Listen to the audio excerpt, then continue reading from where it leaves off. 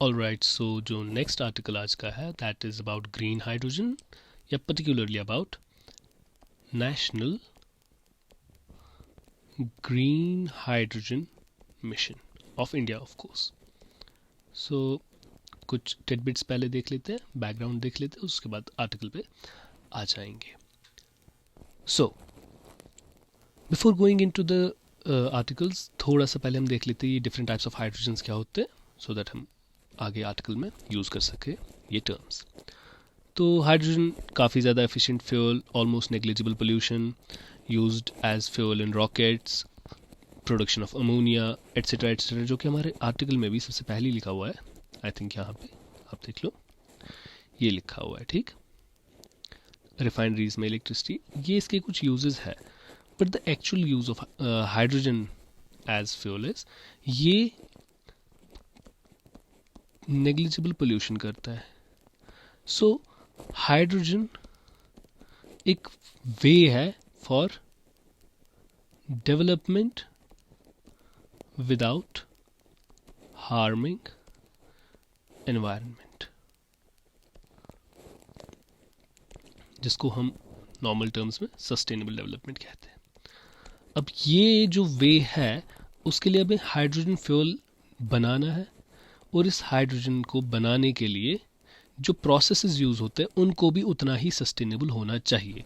Otherwise there will be no reason कि हम hydrogen को क्लीन फ्यूल कहें अगर उसके प्रोसेस में ही पहले एनवायरनमेंट को पोल्यूट किया जाए, उसके बनाने के प्रोसेस में ही, और उसके बाद अगर पोल्यूशन होगा भी नहीं, so it will be of no use. So hydrogen बनाने के प्रोसेस के बेसिस पे ही, on the basis of process या ऑटोमेटिकली ओरिजिन, हम हाइड्रोजन को डिफरेंट कैटेगरीज में डिवाइड कर लेते हैं। पहला जो हमारा आता है दैट इज ब्लैक और ब्राउन हाइड्रोजन। अब ये जो ब्लैक या ब्राउन हाइड्रोजन है ये ऑब्टेन किया जाता है from coal, first. Second is grey hydrogen. मैं थर्ड भी लिख देता हूं क्योंकि सेकेंड और थर्ड का प्रोसीजर काफी डिफरेंट सिमिलर है। Third is blue hydrogen. अब देखो ये जो ग्रे हाइड्रोजन और ब्लू हाइड्रोजन है दोनों नेचुरल गैसेस से हम ऑब्टेन करते हैं, और नेचुरल गैसेस यूजुअली हाइड्रोकार्बन्स होते हैं। Let's take example methane. इसको हॉट स्टीम ऑफ वाटर से के थ्रू पास कराते हैं, जिसके बाद कार्बन मोनोऑक्साइड और हाइड्रोजन गैस निकलती है, और फिर इस कार्बन मोनोऑक्साइड को फर्दर वाटर स्टीम के थ्रू पास किया जाता है, हॉट वाटर स्टीम के थ्रू। फिर हमारे पास CO2 प्लस H2 गैस आ जाती है, और ये वो प्रोसेस है जिससे हम हाइड्रोजन गैस ऑब्टेन करते हैं। बट इस प्रोसेस में CO2 एमिट हो रहा है, तो मतलब ये सस्टेनेबल या एटलीस्ट पोल्यूटिंग तो है। सेम कोल वाले प्रोसेस में भी CO2 एमिट हो जाता है। Now the point is, what is then the difference between grey hydrogen and blue hydrogen? Let's see. जो ग्रे हाइड्रोजन है वो वाला हाइड्रोजन है जिसमें जब हमने नेचुरल गैस से हाइड्रोजन बनाया तो जो CO2 निकला उसको हमने इमिट होने दिया एटमॉस्फेयर में, तो जिसमें CO2 इमिटेड होगा that will be grey hydrogen. अब नया प्रोसेस जिसमें हम CO2 को कार्बन कैप्चर स्टोरेजेस में बंद कर लेते हैं, लाइक CO2 कैप्चर कर लेते हैं, तो CO2 को एनवायरनमेंट में नहीं छोड़ते, उस हाइड्रोजन को हम ब्लू हाइड्रोजन कहते हैं। Obviously this is more sustainable than grey, and obviously black सबसे नीचे, ठीक। अब कार्बन कैप्चर स्टोरेजेस के बारे में ज़्यादा नहीं इस टाइम हम देखेंगे। हाँ, हल्का सा मैं बोल सकता हूँ कार्बन कैप्चर स्टोरेज के बारे में ब्रॉडर वे में, क्योंकि रिसेंटली जो 6th IPCC की रिपोर्ट आई थी, intergovernmental panel for climate control, sorry intergovernmental panel for climate change, ठीक। तो इसकी जो 6th असेसमेंट रिपोर्ट थी उसमें उन्होंने प्रमोट किया था कार्बन कैप्चर स्टोरेजेस, और इसमें पर्टिकुलरली एक प्रोसेस का मेंशन था, इसीलिए मैं वो लिखना चाहूँगा। हो सकता है कहीं से MCQ या कुछ पूछा जाए। That is promote weathering of rocks, promote weathering of rocks to reduce CO2। अब ये कैसे होता है हम जल्दी से हल्का सा देख लेते हैं, ठीक है। नाउ सी, जो हमारी रॉक्स होती है वो वेदर हो जाती है जब उन पे रेन्स वगैरह पड़ जाती है, ठीक। अब जो रेन होती है वो यूजुअली हमारा वाटर प्लस CO2 और उसमें हल्का हल्का सा इसीलिए कार्बोनिक एसिड H2CO3 रेन के साथ मिक्स होता ही है, ठीक। अब ये रेन जब हमारी रॉक्स पे पड़ती है वो वेदर हो जाती है, रॉक्स पे आहिस्ता आहिस्ता क्रैक्स पड़ना स्टार्ट हो जाती है, रॉक्स टूटने लगती है, तो रिवर्स में ये रॉक एज स्मॉल पार्टिकल्स मिल जाती है, ठीक। अब इस रॉक पे पड़ा था H2CO3, अब ये पार्टिकल विद H2CO3 जो ही रिवर में आ जाता है तो वहां पे रिवर में ये आयनाइज होके CO3 2 नेगेटिव आयंस बन जाता है, CO3 2 नेगेटिव आयंस बन जाता है। अब रॉक्स में जो कैल्शियम होता है, रॉक्स में जो कैल्शियम होता है वो भी पार्टिकल्स के साथ रिवर में मिल जाता है और वहां पे Ca2 पॉजिटिव आयंस इसके साथ मिलके CaCO3 लाइमस्टोन कैल्शियम कार्बोनेट बना देते हैं, ठीक। तो जो कार्बन एटमॉस्फेयर में था उसको पहले रेन ने एज कार्बोनिक एसिड वेदरिंग के लिए रॉक्स पे गिराया, फिर रॉक्स के थ्रू रिवर्स में वो लाइमस्टोन बन गया आफ्टर रिएक्टिंग विद कैल्शियम। तो ये कैल्शियम कार्बोनेट लाइमस्टोन रिवर्स के थ्रू जाते जाते जाते जाते जाते या तो कहीं पे ज़मीन में रह जाता है या तो अल्टीमेटली सी बेड्स में, जब रिवर का माउथ सी में खुल जाता है तो वहां पे अल्टीमेटली सी बेड्स में आ जाता है। तो ऐसे जो एटमॉस्फेरिक कार्बन है वो कैप्चर हो जाता है सी बेड्स में या वापस से ज़मीन में, तो जो नेट पोल्यूशन है वो कम हो जाता है, ठीक है। ये कार्बन कैप्चर स्टोरेज का मैं डिफरेंट कह रहा था, ओके।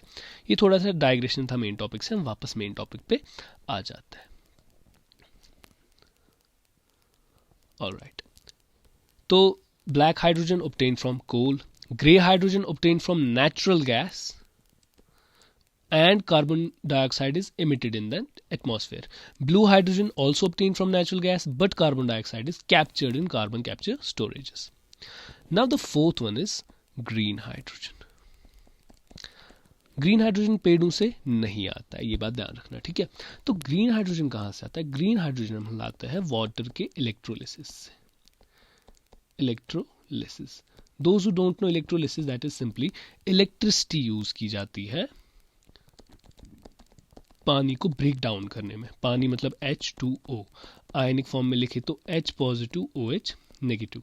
इसमें जब हम इलेक्ट्रिसिटी पास करते हैं कैथोड और एनोड से, एक साइड से हमारा O2 रिलीज हो जाता है, एक साइड से हमारा H2 रिलीज हो जाता है, और ये हमें चाहिए। और साथ में इस प्रोसेस में हम देख रहे हैं CO2 कहीं पे इमिट नहीं हो रहा, तो बहुत ही कम पोल्यूशन इस वाले प्रोसेस में आता है। मैंने जीरो पोल्यूशन नहीं बोला, मैंने बहुत ही कम पोल्यूशन बोला, क्योंकि हमें इलेक्ट्रिसिटी फिर भी इसमें देनी तो है।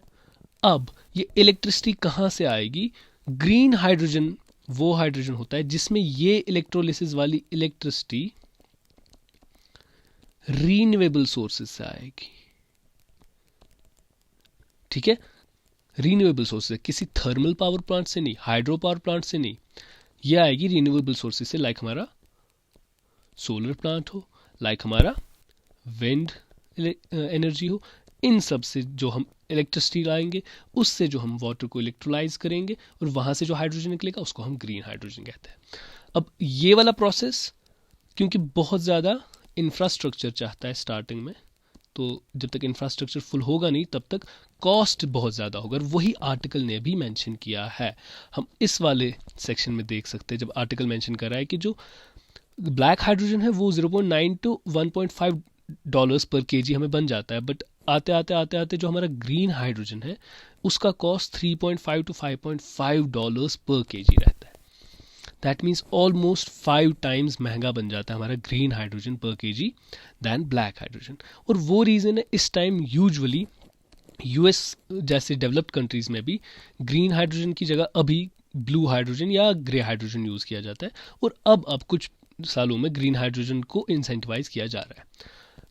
क्योंकि अभी उतना ज़्यादा डेवलप नहीं है, तो इंडिया ने स्टार्ट किया है mission, national mission for green hydrogen, ठीक है, नेशनल ग्रीन हाइड्रोजन मिशन। अब ये मिशन एग्जैक्टली क्या है हम आर्टिकल से देखेंगे। Let me raise this first.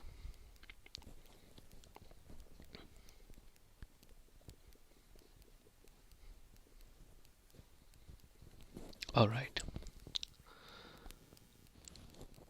अब इस मिशन में इंडिया का एम क्या रहेगा, दैट इज इंडिया चाहता है कि हम बने ग्लोबल ग्रीन हाइड्रोजन हब। सो हम ग्लोबल ग्रीन हाइड्रोजन हब बनना चाहते हैं, मतलब global exporters of green hydrogen. तो इस वजह से इस मिशन के under India will be incentivising the commercial production of green hydrogen, ठीक है, and make India net exporter of green hydrogen. इससे क्या हो जाएगा, पहला हम अपनी सेल्फ रिलायंस दिखाएंगे एनर्जी में, हमारी अपनी एनर्जी क्राइसिस थोड़ी सी दूर। सेकंड, ये ग्रीन एनर्जी है तो हम अपना नेशनली डिटरमिन्ड कंट्रीब्यूशन जो कि पेरिस एग्रीमेंट के अंडर 2015 में साइन किया गया था वो पूरा कर सकते। और इसके अंडर कॉन्फ्रेंस ऑफ पार्टीज 26 में हमने और एक अपना स्टेटमेंट लाया था, दैट वाज और पंचमृता।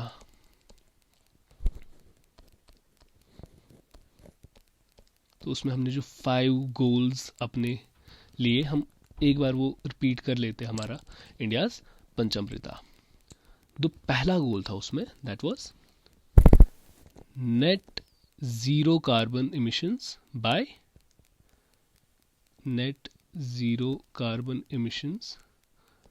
बाय 2070। ये ऑलरेडी हमारा पेरिस एग्रीमेंट में गोल भी था 2015 में, और हमने पंचमृता में फर्स्ट गोल यही रखा हुआ है। सेकंड जो हमारा था वो था non fossil fuel energy capacity to 500 gigawatts by 2030। तो जो नॉन फॉसिल फ्यूल एनर्जी है हमारी, उसको हम टोटल 500 गीगावाट्स बाय 2030 पहुंचा देंगे। नॉन फॉसिल फ्यूल्स में हमारा हाइड्रो इलेक्ट्रिसिटी भी आ जाता है, और साथ में बाकी जो सोलर एनर्जी, विंड एनर्जी, ये सारे आ जाते हैं, इवन न्यूक्लियर भी, ठीक। तीसरा जो गोल था that was 50% energy from renewable sources by 2030। 50% हम अपनी energy consumption from renewable sources करना स्टार्ट कर लेंगे 2030 तक। Fourth was carbon emission reduction.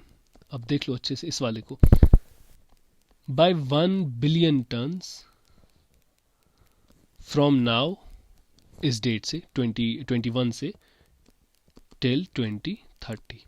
और ये देखो, ये वाला गोल ऑब्वियसली हमारे इस वाले मिशन के साथ इन लाइन है ना, ठीक। नॉट ओनली ये, इवन बाकी सारे, फर्स्ट गोल तो ऑब्वियसली इन लाइन है, ठीक, एंड ऑब्वियसली सेकंड गोल भी इन लाइन है। And the fifth and last goal was reduce carbon intensity by less than 45% by 2030। तो इन केस ये गोल्स पे कुछ क्वेश्चन आ जाते हैं, ये हमें याद होने चाहिए। Okay, sorry for the digression. यहाँ पे हम वापस आते हैं अपने टॉपिक पे। ऑलराइट, तो एम है ग्लोबल ग्रीन हाइड्रोजन हब बनना, नेक्स्ट नेट एक्सपोर्टर बनना ग्रीन हाइड्रोजन का। अब इसमें चैलेंजेस है, ऑब्वियसली चैलेंजेस रहेंगी। जो सबसे पहला चैलेंज है वो हमारा प्रेजेंट जो कॉस्ट ऑफ प्रोडक्शन है वो बहुत ज़्यादा है। तो अब अगर हमारा कॉस्ट ऑफ प्रोडक्शन ज़्यादा रहा तो ये जो एनर्जी बनेगी वो महंगी होगी। तो हम कैसे अपनी इंडस्ट्रीज़ को ये एनर्जी यूज़ करने के लिए मजबूर कर सकते हैं। मतलब एक इंडस्ट्री है जो for example black hydrogen use कर रहा था अभी तक, और उसको फॉर एग्जांपल वो 1 रुपी पर केजी पड़ रहा था फॉर एग्जांपल, ठीक। अब वहीं पे हम उसको बोलेंगे no, you got to change your black hydrogen to green hydrogen. वो बोलेगा ओके ठीक है, 1 नहीं तो एटलीस्ट 1.1 या 1.2 रुपये में भी अगर आ जाएगा ठीक है मैं कर लूँगा। बट वहीं अगर ये इसको 3 या 4 रुपये पर केजी में पड़ रहा है तो वो तो नहीं करने वाला। तो जो पहला चैलेंज आने वाला है that is cost of production. अब जितना हमारा कॉस्ट ऑफ प्रोडक्शन हाई रहेगा उतनी वो एनर्जी आगे जाके महंगी हो जाएगी, और अगर वो एनर्जी महंगी हो तो यूज़ करने में डिफ़िकल्ट, पहला। दूसरा, हाई कॉस्ट ऑफ इंफ्रास्ट्रक्चर भी, कॉस्ट ऑफ इंफ्रास्ट्रक्चर देखिए ऐसे ही तो नहीं बनने वाला ना, हमें ज़ीरो से स्टार्ट करना है तो हमें ज़ीरो से इसका सारा इंफ्रास्ट्रक्चर क्रिएट करना है। तो जो पहला वो फिक्स कॉस्ट रहेगा वो काफ़ी हाई रहने वाला है। तो ये चैलेंजेस को ओवरकम करने के बाद जो तीसरा चैलेंज है वो है जो डेवलप्ड कंट्रीज है उन्होंने स्टार्ट किया है high subsidies by developed countries on green hydrogen. उन्होंने अपने ग्रीन हाइड्रोजन पे सब्सिडियां देना स्टार्ट कर दिया सो दैट उनकी जो इंडस्ट्रीज है वो यूज़ करना स्टार्ट करे, और जो ही ग्रीन हाइड्रोजन की डिमांड वहाँ पे बढ़ेगी उनकी प्रोडक्शन बढ़ना स्टार्ट हो जाएगी। तो जो हमारा एम है टू बिकम ग्लोबल हब वो अधूरा रह सकता है। ठीक, इसमें इवन ट्रेड डिस्टॉर्टिंग बन सकता है, क्योंकि वो जो ही ग्रीन हाइड्रोजन को सब्सिडीज देना स्टार्ट करेंगे ग्रीन हाइड्रोजन बिकना भी सस्ता स्टार्ट हो जाएगा। तो इवन इंडिया ने थोड़ा सा किया था, WTO में छेड़ी थी बात, आई थिंक एक या कुछ दिनों पहले छेड़ी थी बात कि ये ट्रेड डिस्टॉर्टिंग है, इस पर बैन लगना चाहिए। बट देखते उसमें क्या होता है, that's the secondary issue. But point is ये चैलेंजेस अभी इंडिया के सामने है। ठीक, तो ये था इस आर्टिकल के बारे में ऑलमोस्ट सब कुछ। तो अभी देखते हैं इंडिया कैसे इस सबको अच्छे से इम्प्लीमेंट करता है। नेक्स्ट बजट में हो सकता है इस पे एक, हो सकता नहीं, there will be high possibility कि इस मिशन पे अच्छा सा बजटरी आउटले आ जाए पैसों का, और इसकी जो सब स्कीम्स होंगी वो भी आना स्टार्ट हो जाएंगी। लाइक हमारे पास already production linked incentive scheme है, तो हो सकता है उसमें कुछ ऐड करे कि अगर आप ग्रीन हाइड्रोजन यूज़ करना या कमर्शियली मैन्युफैक्चर करना स्टार्ट कर देते हो तो वो आपको हम इसके अंडर डाल देंगे। कुछ भी हो सकता है। फॉर एग्जांपल जैसे रिसेंटली गवर्नमेंट एम्प्लॉयज़ को एक हल्की सी, अभी ये प्रॉपर नहीं है बट एडवाइजरी जैसी की गई थी कि you start using electric vehicles, E vehicles use करना स्टार्ट करो, गवर्नमेंट एम्प्लॉयज़ को बोला गया था, सो दैट हम ई व्हीकल्स को प्रमोट करें, पोल्यूशंस को कम किया जाए। तो ऐसी एक सब स्कीम या कुछ आती रहेगी अगले 1-2 सालों तक, सो दैट हम ये वाला मिशन अकॉम्प्लिश कर सके। So that was about this article. I hope this thing is clear. We started with different types of hydrogen. फिर हमने देखा कैसे बनता है blue and grey hydrogen, what is the difference. फिर ग्रीन हाइड्रोजन का प्रोसेस देख लिया। उसके बाद हमने आर्टिकल पे नेशनल ग्रीन हाइड्रोजन मिशन को डिस्कस किया, जिसमें एम, ऑब्जेक्टिव्स और कैसे ये ऑपरेट हो सकता है, और साथ में चैलेंजेस हमने डिस्कस किए। Thank you, that was it for this article.